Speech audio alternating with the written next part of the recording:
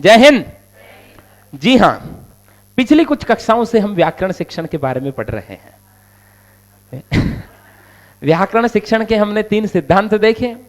व्याकरण अतिरेक सिद्धांत, अव्याकृत सिद्धांत, सहयोग सिद्धांत। और पिछली जो कक्षा हुई उसमें हम आगमन विधि के बारे में विस्तार से पढ़े, उसके दोनों स्वरूप देखे और उसके गुण दोष भी देखे। आज हम देखेंगे निगमन विधि। और समझा हुआ है, लिखते लिखते समझते हैं। लगाइए हेडिंग निगमन विधि। निगमन, अरे सुनो, दोबारा चालू करनी पड़ती, पिछली कक्षाओं में ये पीछे ही था। इमरान रुक जा भाई, दोबारा चालू करना पड़े, ऐसे गड़बड़ हो जाता कई बार, पकड़ में आ जाएगी बात। ठीक है, चलो वापस चालू करते हैं। अब हंसाना मत, मैं जय हिंद करता हूँ, है ना। जय हिंद सब। जी हाँ, आधा ओम लिखा हुआ है। ये यार दिनमान ही खराब है, आगे से ये निकल रहा है। मैं उसने काटने दे कक्षा को, पुनः चालू करते हैं ध्यान से। जय हिंद साहब। जी हाँ, हम आगमन विधि के बारे में तो पढ़ चुके हैं और अब हम देखेंगे इस विधि को, निगमन विधि को। आज की इस कक्षा में हम निगमन विधि को गति देखते हैं। निगमन विधि में किधर से किधर को जाते हैं? नियम से उदाहरण की ओर जाते हैं हम। निगमन विधि में नियम से उदाहरण की ओर जाते हैं। हेडिंग लगाइए निगमन विधि। समझी हुई है? लिखते लिखते आगे बढ़ते हैं। निगमन विधि, नियम से उदाहरण की ओर। ठीक है, अब देखो निगमन विधि के कितने रूप थे? एक तो कौन सी प्रणाली थी? पाठ्य पुस्तक प्रणाली, जिसको हमने एक दो रोज पहले पढ़ा था। और एक कौन सी थी? सूत्र प्रणाली या सूत्र विधि। ठीक है, तो पाठ्य पुस्तक प्रणाली में क्या होता है भैया?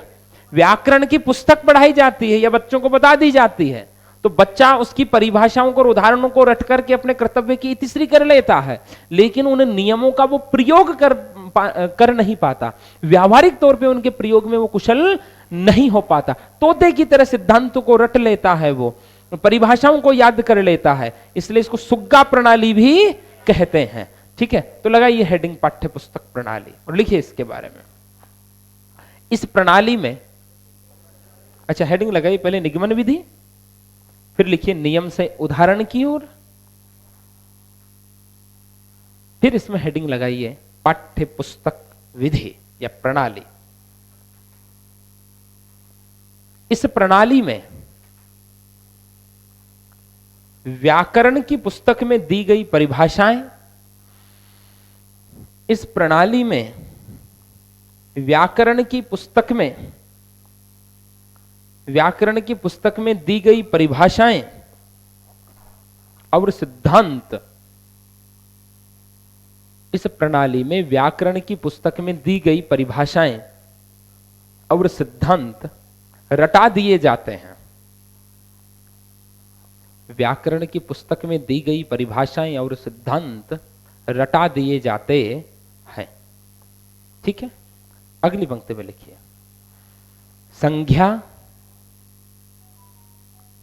संज्ञा, सर्वनाम, क्रिया,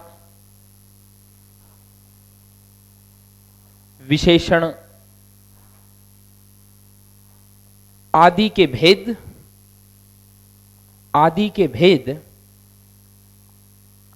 छात्रों को बता दिए जाते हैं। आदि के भेद छात्रों को बता दिए जाते हैं।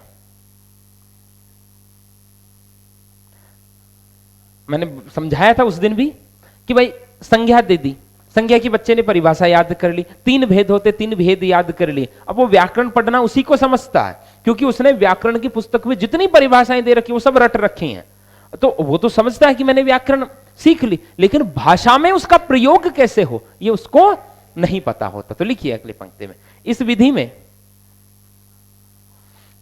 में भाषा के प्रयोग का अभ्यास नहीं होता है। इस विधि में भाषा के प्रयोग का अभ्यास नहीं होता है।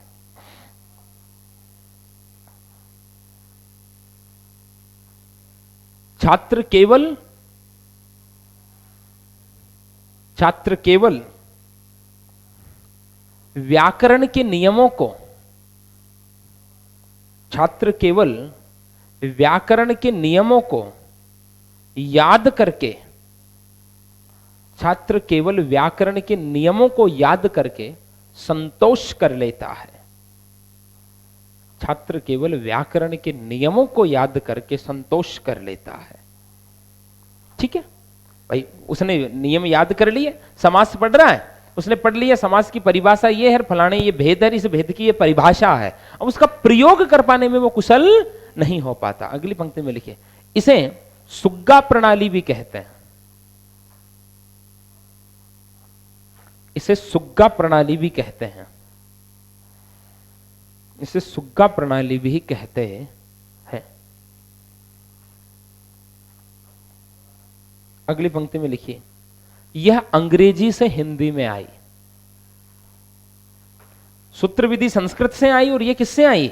अंग्रेजी से। यह अंग्रेजी से हिंदी में आई।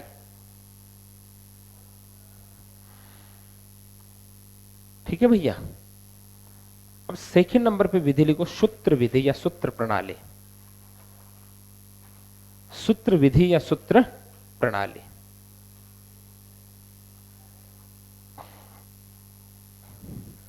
लिखिए, अल्प अक्षर वाला। सूत्र विधि के बारे में समझाया हुआ है क्या? किसे कहेंगे? व्याकरण को छोटे छोटे सूत्रों में बांट दिया जाता है, बच्चे को सूत्र रटवा दिए जाते हैं, एक दो उदाहरण देख करके सूत्र की उपयोगिता समझा दी जाती है। लेकिन इससे क्या बढ़ेगा? रटने की आदत बढ़ेगी, खोजी प्रकृति का विकास नहीं होगा। तो रटना मनोवैज्ञानिक है कि अमनोवैज्ञानिक है? अमनोवैज्ञानिक है। समय कम लगेगा कि ज्यादा लगेगा? समय कम लगेगा, शिक्षक की मेहनत भी कम होगी। संस्कृत की पूरी व्याकरण इस विधि पर निर्भर है और ये संस्कृत से ही हिंदी में भी आई है। लिखिए, सूत्र किसे कहते हैं? अपन ये लिख रहे हैं, अल्प अक्षर वाला,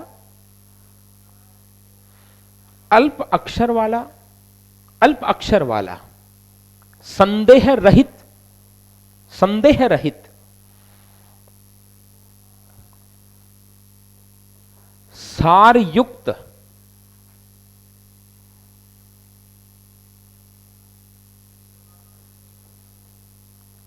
सर्वतोभावेन प्रभावी, हर जगह प्रभावी हो, सर्वतोभावेन प्रभावी,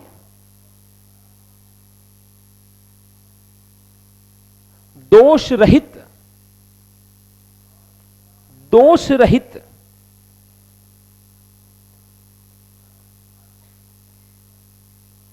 वह अनिंदे रचना को, अनिंदे मतलब जिसकी निंदा न की जा सके, वह अनिंदे रचना को सूत्र कहते हैं। अल्प अक्षर वाला, संदेह रहित, सार युक्त, सर्वतोभावेन प्रभावी, दोष रहित व अनिंदे रचना को क्या कहते हैं? सूत्र कहते हैं। अगली पंक्ति में लिखिए, हालांकि ये सूत्र की परिभाषा अपने को तो नहीं पूछेंगे, लेकिन संस्कृत में यदि शिक्षण विधि पढ़नी हो मान लीजिए, तो वहां सूत्र की परिभाषा भी पूछी जा सकती है कि सूत्र में निम्न में से कौन कौन से गुण होने चाहिए। क्योंकि संस्कृत सूत्र विधि आई कहां से है? तो लिख लीजिए, ये संस्कृत से हिंदी में आई, संस्कृत से हिंदी में आई।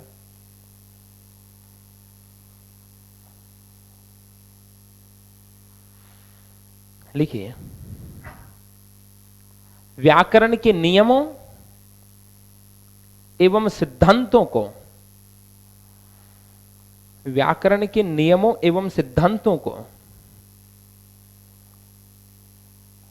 छोटे छोटे सूत्रों में बांध दिया जाता है। व्याकरण के नियमों एवं सिद्धांतों को छोटे छोटे सूत्रों में बांध दिया जाता है एवं यह सूत्र, एवं यह सूत्र छात्रों को रटा दिए जाते हैं, एवं यह सूत्र छात्रों को रटा दिए जाते हैं, एवं यह सूत्र छात्रों को रटा दिए जाते हैं। हो गई बात? छोटे छोटे नियमों में बांट देंगे और वो नियम बच्चों को रटवा देंगे। अगली पंक्ति में लिखिए, संस्कृत व्याकरण शिक्षण में,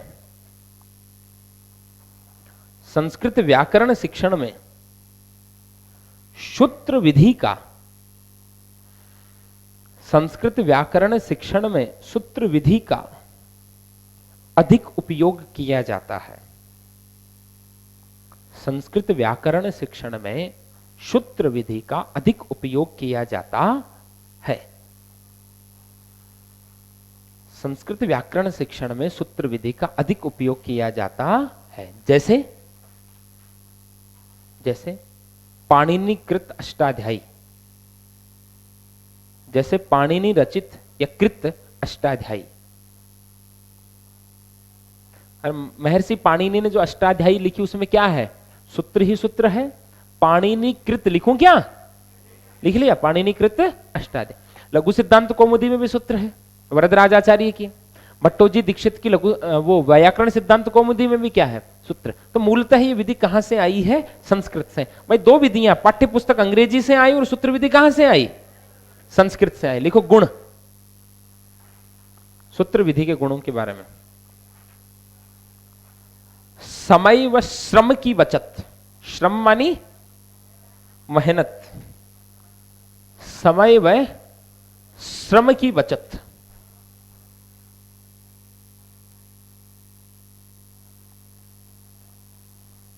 अगली पंक्ति में लिखिए, स्मरण शक्ति का विकास, स्मरण शक्ति का विकास।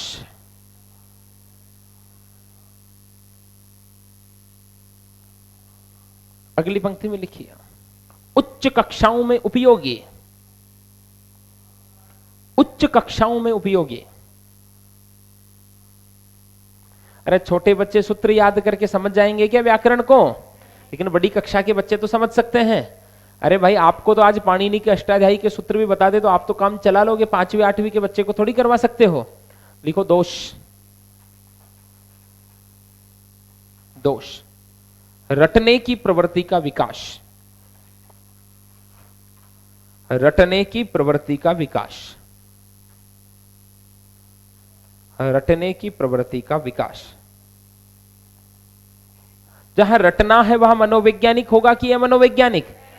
तो लिखो अमनोवैज्ञानिक विधि, अमनोवैज्ञानिक विधि।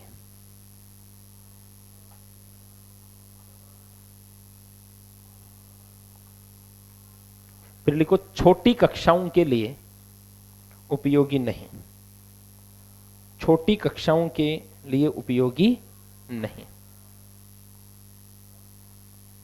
कौन सी विधि होगी? सूत्र। सूत्र और पाठ्य पुस्तक दोनों ही क्या है? निगमन। भाई पाठ्य पुस्तक में भी नियम ही है, सूत्र विधि में भी क्या है? नियम से किधर जाते हो आप? उदाहरण क्यों? भाई पहले तो आपको नियम का क्या होना चाहिए? ज्ञान। फिर उसका क्या करोगे? प्रयोग। फिर उसका क्या करोगे? परीक्षण। फिर उसका क्या करोगे? सत्यापन। इसके भी कितने सोपान होते हैं? 4। अब लिखिए निगमन विधि में प्रयुक्त शिक्षण सूत्र, निगमन विधि में प्रयुक्त शिक्षण सूत्र। नियम से उदाहरण की ओर, अमूर्त से मूर्त की ओर, प्रमाण से प्रत्यक्ष की ओर, सामान्य से विशिष्ट की ओर, अज्ञात से ज्ञात की ओर, और सूक्ष्म से स्थूल की ओर।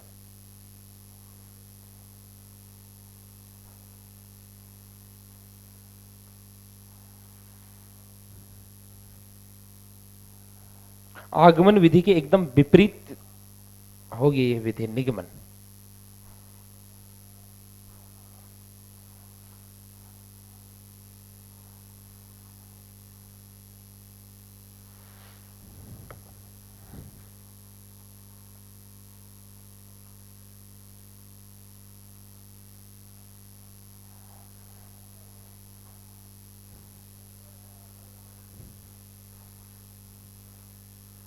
हो गया भैया? लिख लीजिए, आराम से लिख लीजिए।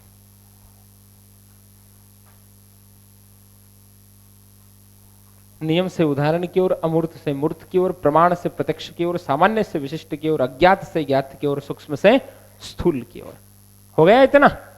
अब लिखिए चरण या सोपान। चरण या सोपान कितने होंगे? 4। क्या होगा? नियम का ज्ञान, नियम या सिद्धांत का प्रयोग, फिर क्या करोगे? उसका परीक्षण, और परीक्षण से क्या जांचोगे? सत्यापन।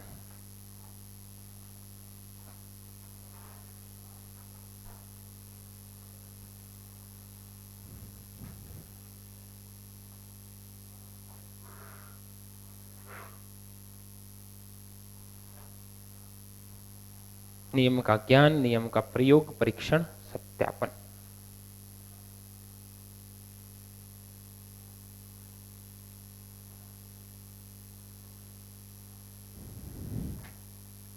बढ़ जाएं आगे। देखो निगमन विधि के गुण, निगमन विधि के गुण, वो तो सूत्र विधि के लिखे थे विशेष तौर पे, अब निगमन के विस्तार के साथ लिख लेते हैं। वैसे सूत्र विधि के जो गुण है वो निगमन के ही हैं, और सूत्र के जो दोष हैं वो किसके हैं? निगमन के। और लिख लो एक बार निगमन विधि के गुण। देखिए कम समय में अधिक ज्ञान प्राप्त करना, कम समय में अधिक ज्ञान प्राप्त करना, कम समय में अधिक ज्ञान प्राप्त करना। सेकंड नंबर पे लिखो क्रमबद्ध तरीके से, क्रमबद्ध तरीके से ज्ञान प्राप्त होता है, क्रमबद्ध तरीके से ज्ञान प्राप्त होता है, क्रमबद्ध तरीके से ज्ञान प्राप्त होता है। और एक बात और कही थी हमने आपको, आगमन विधि से आपने नियम की स्थापना कर ली, अब उसकी प्रतिपुष्टि किससे करते हो?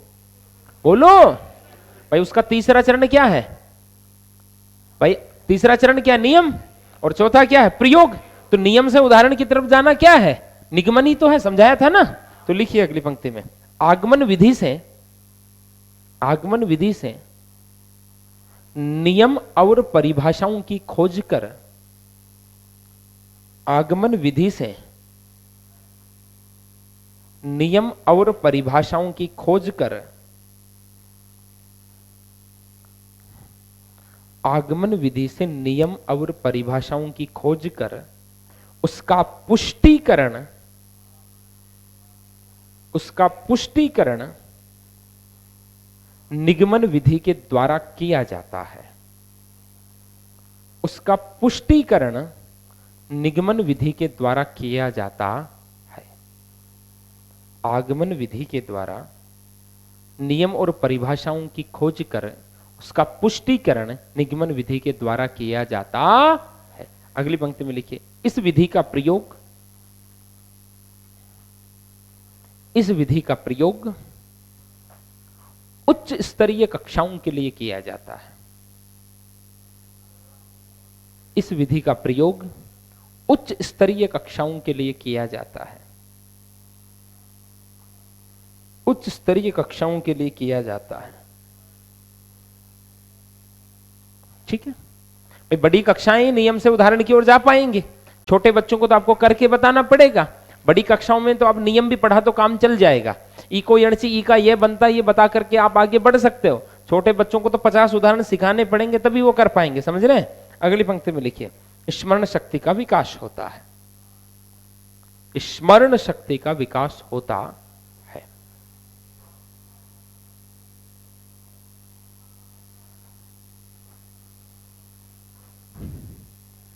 अब लिखो दोष, दोष क्या है? दोष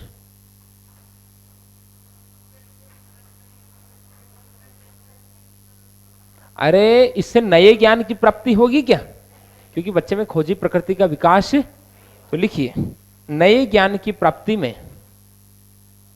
सहायक नहीं है, नए ज्ञान की प्राप्ति में सहायक नहीं है, एवं अमनोवैज्ञानिक विधि है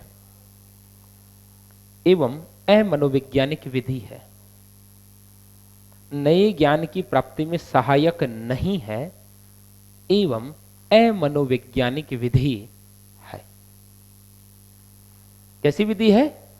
अमनोवैज्ञानिक। अगली पंक्ति में लिखिए, रटने पर जोर देने के कारण, रटने पर जोर देने के कारण, रटने पर जोर देने के कारण ज्ञान स्थायी नहीं होता है, ज्ञान स्थायी नहीं होता है,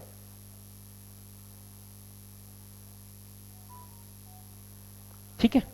और ज्ञान स्थायी नहीं होता और अन्वेषण कौशल का विकास, वो तो नए ज्ञान में आ गई वही बात तो, ठीक है। अगली पंक्ति में लिखिए, क्रियाशीलता का सिद्धांत लागू नहीं होता है, क्रियाशीलता का सिद्धांत लागू नहीं होता है एवं छात्र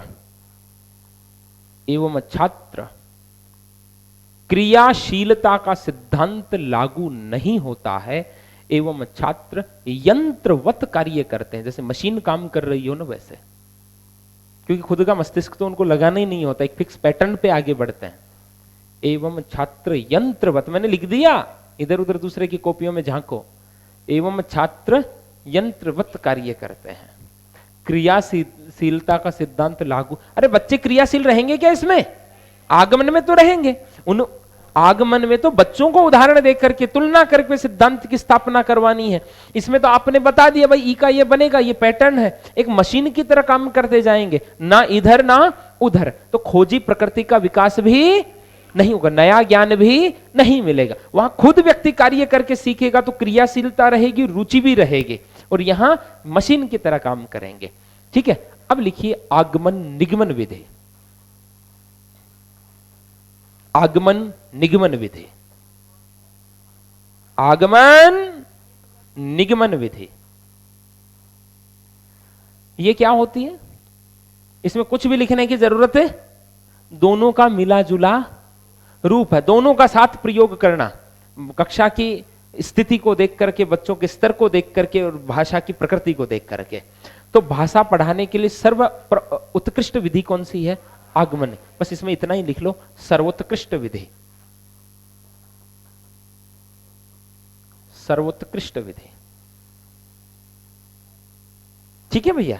बस अब कोई पूछे आगमन और निगमन में से श्रेष्ठ कौन है? आगमन। और विकल्प में आगमन निगमन दोनों एक साथ लिखी हुई हो तब कौन? आगमन निगमन।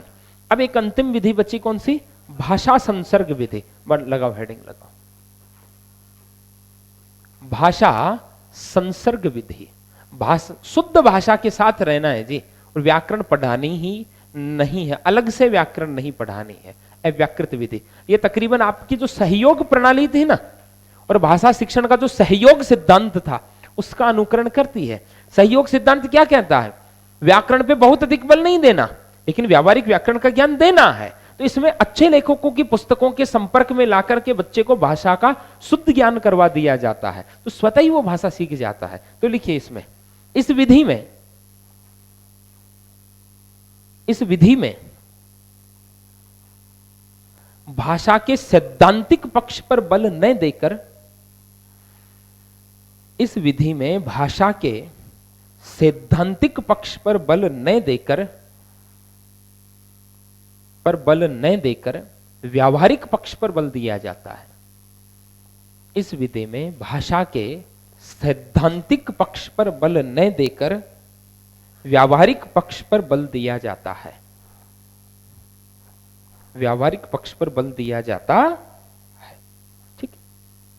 अरे समझाई हुई तो है ही ना भाई, इसमें भाषा के सिद्धांतों पे बल नहीं देंगे, भाषा के व्यवहार पे। और भाषा का व्यवहार मतलब अच्छे लेखकों की शुद्ध पुस्तकें दे दी जिनमें व्याकरण के अनुकूल भाषा आई है, तो बच्चा वही पढ़ेगा, तो उसमें आदत भी कैसी बनेगी? शुद्ध भाषा के प्रयोग की ही बनेगी। व्याकरण की उपयोगिता भी क्या है? भाषा के शुद्ध रूप की पहचान करवाना। तो बच्चे में आदत ही किसकी विकसित हो जाएगी? शुद्ध भाषा की। अगली पंक्ति में लिखिए, अभ्यास के लिए सर्वोत्तम, अभ्यास के लिए सर्वोत्तम,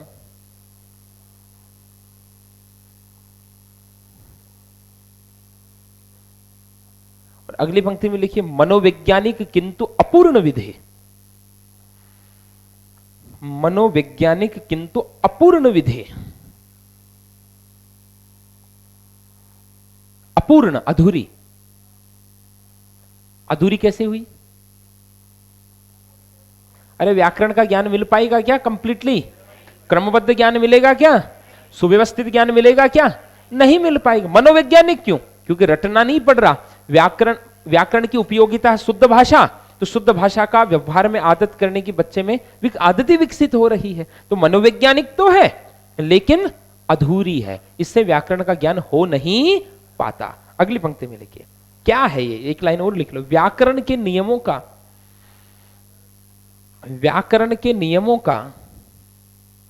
ज्ञान कराए बिना, व्याकरण के नियमों का ज्ञान कराए बिना भाषा के, व्याकरण के नियमों का ज्ञान कराए बिना भाषा के शुद्ध रूप का, भाषा के शुद्ध रूप का अनुकरण करने का, भाषा के शुद्ध रूप का अनुकरण करने का अवसर प्रदान कर, भाषा के शुद्ध रूप का भाषा के शुद्ध रूप का अनुकरण करने का अवसर प्रदान कर। किसके माध्यम से अवसर दोगे? अरे भाषा के शुद्ध रूप के नकल करने का अवसर किससे दोगे? अच्छे लेखकों की पुस्तकों से। तो कोष्टक में लिखो विद्वान लेखकों की पुस्तकों के संपर्क में लाकर, विद्वान लेखकों की पुस्तकों के संपर्क में लाकर, कोष्टक बंद। विद्वान लेखकों की पुस्तकों के संपर्क में लाकर, और इसको रेखांकित करो आप। ये प्रश्न आया है कई परीक्षाओं में। अच्छे लेखकों की पुस्तकों के माध्यम से व्याकरण का ज्ञान करवाना कौन सी विधि है? भाषा संसर्ग विधि है। कोष्टक बंद कर दिया, आगे लिखिए छात्रों को, कोष्टक बंद करने के बाद लिखिए छात्रों को भाषा का शुद्ध प्रयोग करना सिखाया जाता है। छात्रों को भाषा का शुद्ध प्रयोग करना सिखाया जाता है।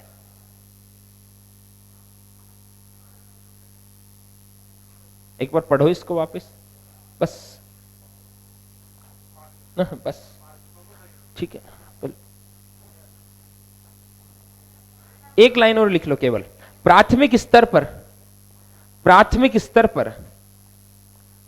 बालकों को व्याकरण का व्यावहारिक ज्ञान देने हेतु, प्राथमिक स्तर पर बालकों को व्याकरण का व्यावहारिक ज्ञान देने हेतु उपयुक्त विधि। और इसमें ऊपर वाली लाइन थोड़ी बड़ी थी, हमने क्या लिखा था? व्याकरण के नियमों का ज्ञान कराए बिना शुद्ध भाषा का अनुकरण करने का अवसर प्रदान कर छात्रों, अवसर किसके माध्यम से? पुस्तकों के माध्यम से। ये आपका व्याकरण शिक्षण यहां विश्राम लेता पूर्ण विस्तार के साथ। अब जो कक्षाएं देख रहे हैं अपने मोबाइल पर, हमने इन कक्षाओं को 2 भागों में रिकॉर्ड किया है। पहले हम समझाते हैं फिर लिखाते हैं, ठीक है? तो समझाने वाला खंड देखने के बाद आप साथ साथ लिख भी सकते हैं, उसके साथ साथ आपका अभ्यास अच्छा होगा, ठीक है? जय हिंद।